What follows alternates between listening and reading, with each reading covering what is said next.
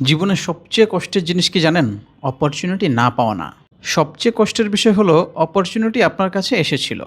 কিন্তু আপনি প্রস্তুত ছিলেন না। একটা ফোন, একটা মিটিং, একটা পরিচয়, একটা ছোট্ট সুযোগ। কখন যে আপনার জীবনের দিক পরিবর্তন করে দিতে পারে এটা আপনি নিজেও জানেন না। কিন্তু প্রশ্ন হলো সুযোগ যখন আসবে আপনি কি তখন রেডি থাকবেন? ধরুন আপনি অনেকদিন ধরে ভলান্টিয়ারিং করছেন। মানুষ আপনাকে চেনে, আপনার ভালো বড় একটা নেটওয়ার্ক আছে। মানুষ আপনাকে বিশ্বাসও করে।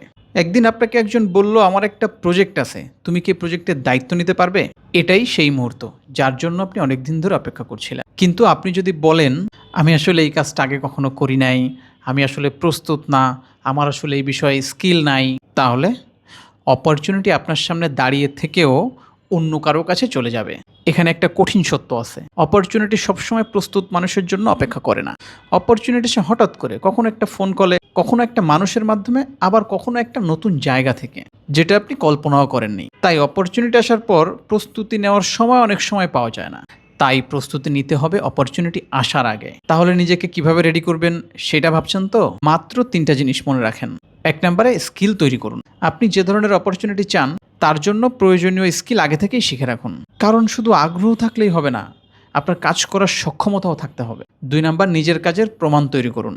আপনি কি পারেন সেটা শুধু মুখে বলবেন না, আপনার কাজ দিয়ে দেখান। ছোট ছোট প্রজেক্ট করেন, ভলেন্টিয়ারিং করেন, লিডারশিপ নেন, এক্সপেরিয়েন্স তৈরি করুন। কারণ মানুষ কথার চেয়ে প্রমাণে বেশি বিশ্বাস করে। ৩ নাম্বার, সব সময় শেখার মধ্যে থাকুন।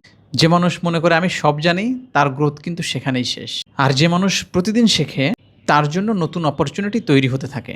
হয়তো আজ আপনার হাতে কোনো অপরচুনিটি নাই, হয়তো কেউ আপনাকে ডাকছেও না, হয়তো আপনি ভাবছেন আমার সময়টা কবে আসবে।